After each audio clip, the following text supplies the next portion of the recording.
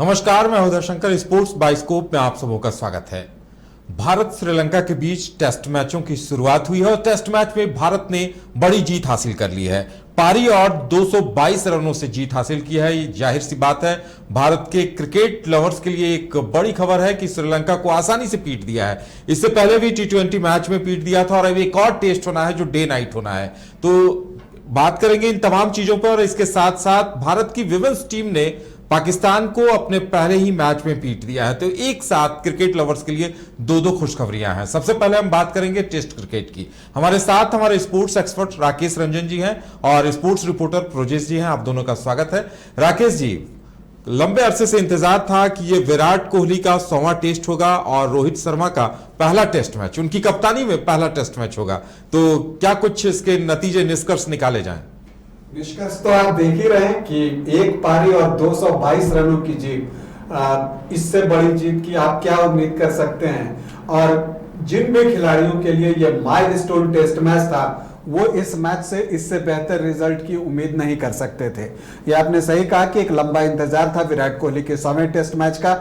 जैसा कि आप जानते हैं कि 100वां टेस्ट मैच साउथ अफ्रीका में ही आ जाता, लेकिन एक टेस्ट मैच वो नहीं खेले। इस वजह से ये 100वां टेस्ट मैच उन्हें मोहाली में खेलने का अवसर अपने दर्शकों के सामने मिला है, भारत के दर्शकों के सामने मिला है।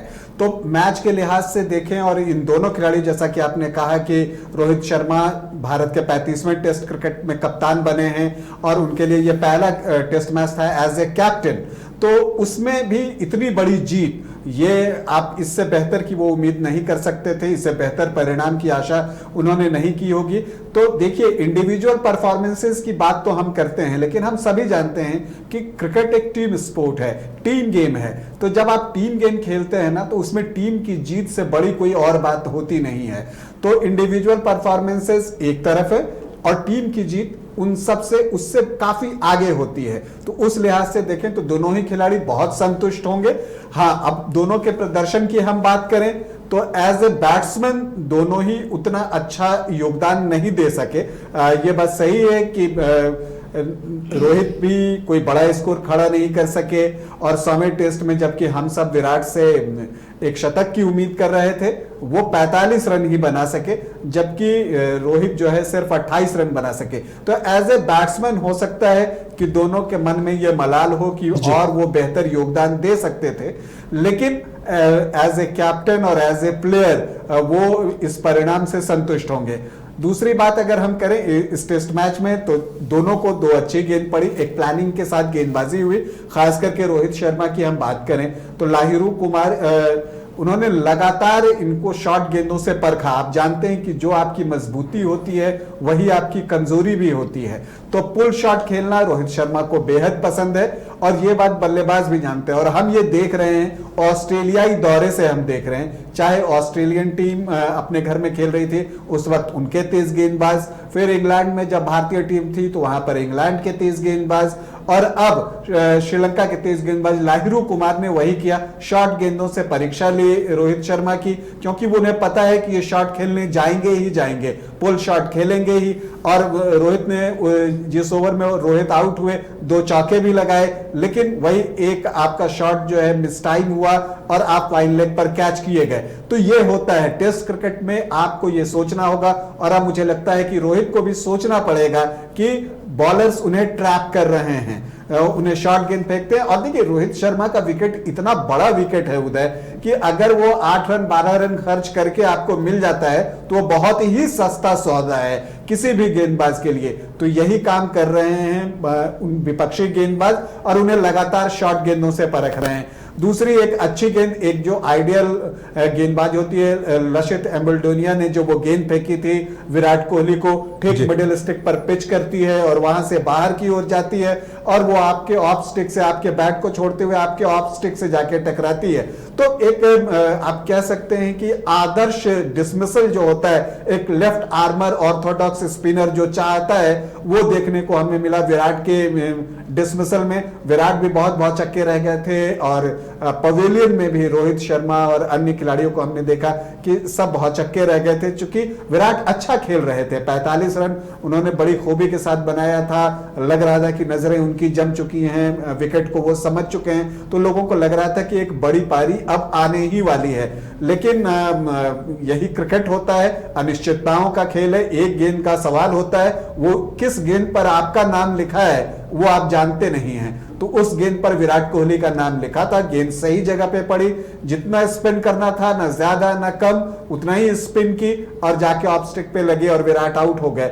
और भारतीय उम्मीदें टूट गई, भारतीय प्रशंसकों की उम्मीदें टूट गई, खिलाड़ियों को मैंने देखा पवेलियन में, वो भी निराश थे, क्योंकि सभी चाहते थे कि विराट इस टेस्ट में एक बड़ी पारी खेले। लेकिन कोई बात नहीं, ये क्रिकेट है, विराट में अभी बहुत सारा क्रिकेट बचा हुआ है और सेकेंड टेस्ट मैच आने वाला है उदय।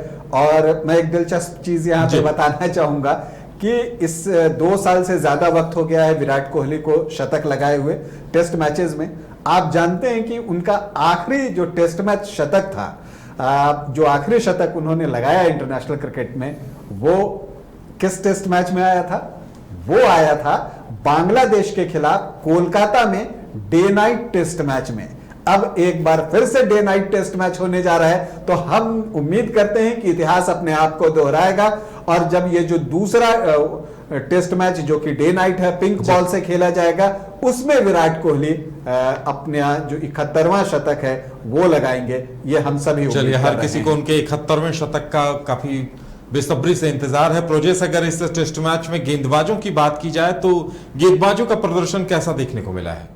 देखिए, गेंदबाजों के प्रदर्शन से पहले एक प्लेयर का नाम जरूर लेना चाहूंगा, वो है रविंद्र जडेजा। उन्होंने अपने करियर की सबसे बड़ी पारी खेली, 175 नाबाद रनों की जो पारी थी, वो एक बहुत बड़ा डिफरेंस पैदा कर दिया इस मैच में। जिस मैच में जहां प्लेयरों को खेलने में दिक्कत हो रही थी, वहां पर आए रविंद्र जडेजा, आराम से बैटिंग किए, सेंचुरी तक तो वो आराम से खेले, उसके बाद 75 रन इतने ताबड़तोड़ मारे। तो जाहिर सी बात है कि जिस तरह की बैटिंग रविंद्र जडेजा ने की, वो भारत और श्रीलंका के बीच एक बहुत बड़ा फर्क पैदा कर दिया। और साथ में उसके अलावा जितने भी भारतीय बल्लेबाज थे, चाहे हनुमा विहारी हो, अश्विन हो, उन सभी ने काफी अच्छा साथ दिया। इसके अलावा मोहम्मद शमी ने भी काफी लास्ट टाइम में काफी अच्छा सपोर्ट किया उनका, जिससे भारत एक विशाल स्कोर तक पहुंच पाया। उसके अलावा रविंद्र जडेजा और अश्विन की जोड़ी क्या कहने हैं, 5 विकेट रविंद्र जडेजा ने गेंदबाजी करते हुए भी चटके। उसके अलावा अश्विन 2 विकेट हासिल किए, पहले इनिंग में 2 विकेट बुमराह ने हासिल किए, 1 विकेट शमी को। और दूसरे जो इनिंग थे उसमें भी रविंद्र जडेजा ने 4 विकेट और रविचंद्रन अश्विन ने 4-4 विकेट झटके दोनों ने। तो रविचंद्रन अश्विन के लिए एक और माइलस्टोन साबित हुआ कि उन्होंने कपिल देव के रिकॉर्ड को पीछे छोड़ा है। उनके जो विकेट थे 434 विकेट, उनको पीछे छोड़ते हुए 435 विकेट हासिल किए हैं। तो ये भी एक बहुत बड़ी बात है। अश्विन काफी बड़े बॉलर है, काफी इंडिया को काफी दिनों से सर्व कर रहे हैं और जिस तरह से परफॉर्म कर रहे हैं इंडिया की जीत में, ये काफी मायने रखता है अश्विन के लिए भी कि काफी बड़ा माइलस्टोन हासिल किया है। इसके अलावा जितने भी गेंदबाज हैं उन्होंने काफी अच्छी गेंदबाजी की, काफी लाइन लेंथ पे गेंदबाजी की। और श्रीलंका के लिए काफी मायूसी भरा पल था कि किसी भी बल्लेबाज ने, जो टेस्ट मैच होता है उसमें पार्टनरशिप की काफी अहम भूमिका होती है और वही भूमिका उन लोगों के किसी भी बैट्समैन ने नहीं अदा कर पाई। उनके कैप्टन ने शुरुआत अच्छी की, दोनों इनिंग में उन्होंने काफी अच्छा शुरुआत किया, लेकिन उसके बाद 28-29 रन पे हुए आउट होते चले गए। इसके अलावा निशंका पहले इनिंग में अच्छी बैटिंग के 71 नॉट आउट खेले, तो दूसरे इनिंग में डिक्वेला भी वही रोल अदा किए 51 का। इसके अलावा किसी भी बल्लेबाज ने रुक कर खेलने की जहमत नहीं उठाई। पहले इनिंग में 13 रन में लास्ट 6 विकेट गिर गए, तो इसका खामियाजा भुगतना पड़ा और इतनी बड़ी हार का सामना करना पड़ा। पारी और 222 रन की हार। कैप्टन रोहित शर्मा काफी खुश होंगे कि पहला मैच था उनके एज ए कैप्टन। उसके अलावा विराट कोहली के बारे में कहना होगा कि 100वें टेस्ट में टीम की तरफ से इतना अच्छा गिफ्ट और नहीं मिल सकता है उधर। बिल्कुल राकेश जी, आप कुछ कहना चाह रहे हैं? दो खिलाड़ियों की बात ब्रजेश ने की, रविंद्र जडेजा की बात की और फिर रविचंद्रन अश्विन, दो माइलस्टोन इन दोनों खिलाड़ियों के लिए इस टेस्ट मैच में आया। रविंद्र जडेजा के लिए जैसा कि हम पिछले कुछ समय से 4-5 सालों से देखते आ रहे हैं कि एज ए ऑलराउंडर उन्होंने अपने आप को बखूबी तैयार किया है। पहले आप रविंद्र जडेजा को एज ए बॉलर याद करते थे, उनकी भी स्पार्कलिंग फील्डिंग की वजह से उन्हें याद करते थे, लेकिन अब जो है उन्होंने बैटिंग पर जो वर्क किया है वो दिखने लगा है और अब वो पे भी करने लगा है कि आप देख रहे हैं कि वो क्रीज पर आकर स्कोर भी बनाते हैं। 175 रन बनाना कोई भी बच्चों का खेल नहीं है, बहुत ही मुश्किल काम है और उसके साथ इतने सारे विकेट लेने। आपको एक दिलचस्प चीज बताना चाहूंगा उदय कि वीनू मांकड़ और पाली उमरीगर ये काफी पुराने खिलाड़ी हैं। जो लोग क्रिकेट से जुड़े हुए हैं इन नामों को इंडियन क्रिकेट से जरूर जानते होंगे और दोनों ही बहुत बड़े खिलाड़ी थे।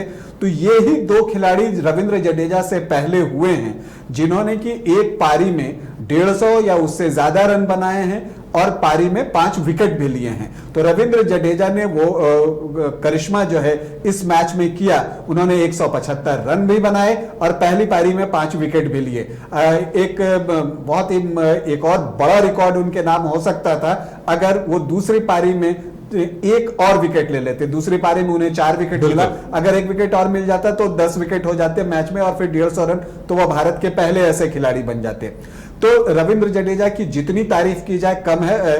आप कह सकते हैं कि वो ही जो है शो स्टॉपर जिसको आप कहते हैं, वो इस टेस्ट मैच के शो स्टॉपर थे और उन्होंने आगे बढ़ के दिखाया और उनकी पारी का महत्व बहुत है। हालांकि इन सब के बीच हम एक पारी को भूल रहे हैं, जो पारी ऋषभ पंत ने खेली थी। ऋषभ पंत की पारी भी बहुत ही महत्वपूर्ण है मैच के लिहाज से। उन्होंने 96 रन की पारी खेली, 98 गेंदों पर खेली और उस वक्त जडेजा क्या कर रहे थे कि सामने के छोर से खड़े होकर वो देख रहे थे और ऋषभ ने जिस तरह से बल्लेबाजी की, श्रीलंकाई टीम बिल्कुल फट गई वहां पर। और फिर ऋषभ के बाद फिर अश्विन के साथ एक साझेदारी बन गई रविंद्र जडेजा की, तो 3 शतकीय साझेदारी हुई। उसमें एक आपको ऋषभ पंत के साथ, दूसरी शतकीय साझेदारी अश्विन के साथ और तीसरी शतकीय साझेदारी मोहम्मद शमी के साथ। तो ऐसा बहुत कम होता है और जब एक पारी में 3 शतकीय साझेदारी हो जाए उदय ना, तो यह तय है कि आपकी टीम का स्कोर जो है वो मैमथ हो जाएगा, बहुत बड़ा हो जाएगा, गगनचुंबी हो जाएगा। और यही हुआ। भारतीय टीम ने 8 विकेट पर 574 रन बनाकर पारी की घोषणा की। तो यहां पर जडेजा के पारी का बहुत ही महत्व है, लेकिन हम ऋषभ पंत की पारी को भी नजरअंदाज नहीं कर सकते। और इसके बाद अब हम अगर दूसरे खिलाड़ी जिसकी की बात ब्रजेश ने की थी, रविचंद्रन अश्विन की बात उन्होंने की, तो रविचंद्रन अश्विन ने एक बहुत बड़ा माइलस्टोन अचीव किया है अपनी लाइफ में, अपने करियर में, क्रिकेटिंग करियर में। कपिल देव का रिकॉर्ड तोड़ना कोई हंसी खेल की बात नहीं है। आप जानते हैं कि इसी मैच में उन्होंने रंगना हेरात का भी रिकॉर्ड तोड़ा है, रिचर्ड हेडली का भी रिकॉर्ड तोड़ा है और कपिल देव का भी रिकॉर्ड तोड़ा है। तो 3 रिकॉर्ड उन्होंने एक साथ इस टेस्ट मैच के दौरान तोड़े हैं। और अब अगले टेस्ट मैच में जान लीजिए कि वो डेल स्टेन का रिकॉर्ड तोड़ने वाले हैं। तो इतने बड़े खिलाड़ी हैं और अश्विन की गेंदबाजी की आप जितनी तारीफ करें कम है। और इस मैच में सबसे अच्छी बात जो अश्विन की गेंदबाजी में मुझे लगी उदय, कि उन्होंने अपने स्टॉक बॉल पे विश्वास किया। होता क्या है कि उनके पास वेरिएशन इतना है कि वो कई बार भटक से जाते हैं कि कौन सी गेंद फेंके। इतना ज्यादा विविधता है उनकी गेंदबाजी में कि वो इतने वेरिएशन करते हैं, इतने प्रयोग करते हैं कि कई बार उनके हाथों से ऑफ स्पिन कम निकलता है। लेकिन ये टेस्ट मैच है, ये बात वो भी समझते हैं। जब टेस्ट मैचेस आते हैं तो उन्होंने वो प्रयोग थोड़ा कम कर दिया, अपने स्टॉक बॉल पे फोकस किया और वो गेंदबाजी उन्होंने की।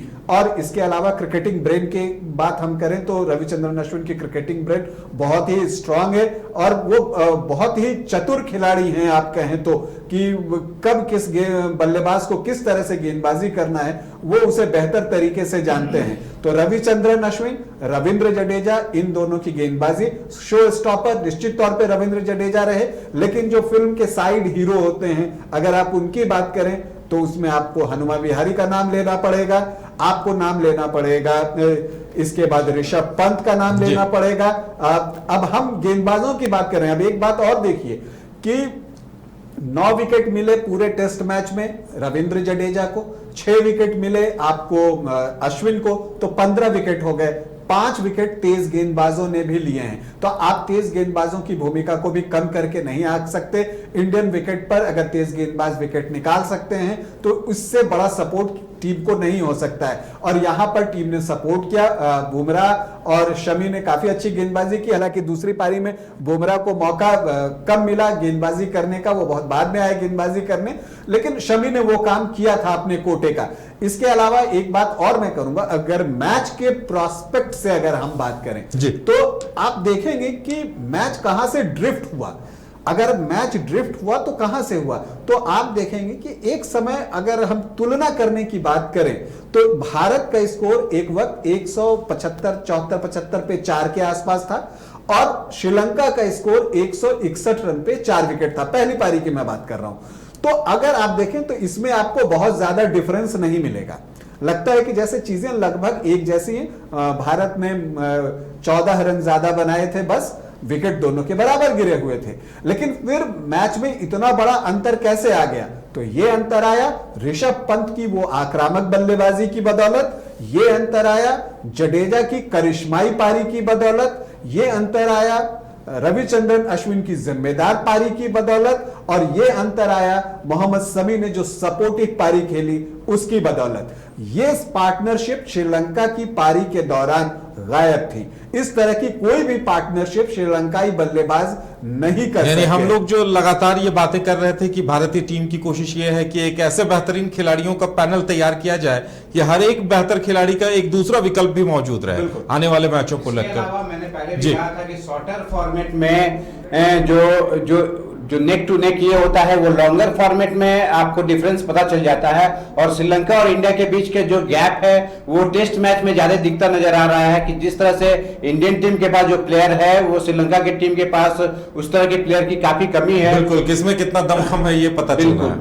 वही टेस्ट मैच में वही चीज देखने को हमें मिलता है कि टेस्ट मैच एक ऐसा जगह है जहां पे आपको अनुशासन, टेम्परामेंट, सारे चीजों को आपको मिलाकर देखना पड़ता है कि किस तरह से टीम बनाना है। और उसी की कमी श्रीलंकन टीम में देखने को मिल रही है कि श्रीलंकन टीम के पास अनुभव, एक दो प्लेयर के पास तो अनुभव है, लेकिन वो यहाँ पे परफॉर्म नहीं कर पा रहे हैं। चाहे वो T20 मैच से ही जो शुरू हुआ था, उनके बल्लेबाजों का जो खराब परफॉर्मेंस था वो टेस्ट मैच में भी जारी है। उसके अलावा जो गेंदबाजी है उनकी वो काफी साधारण लेवल की है, काफी ऑर्डिनरी गेंदबाजी कर रहे हैं। और प्रजेश, उन्होंने विकेट को पढ़ने में भी गलती की। बिल्कुल, आप देखिए उदय, जब हम मैच से पहले बात कर रहे थे और जब प्रजेश ने कहा था कि तेज गेंदबाजों को मदद करेगी पिच, मैंने उस वक्त भी ये बात कही थी कि ये शुरू में थोड़ा तेज गेंदबाजों को बड़े स्कोर बनाने का भी मौका, बाद में यहाँ पर बड़े बड़े स्कोर बनते हैं जी। और आप देखिए वही हुआ। शुरू में तेज गेंदबाजों के लिए विकेट में थोड़ा बहुत कुछ था,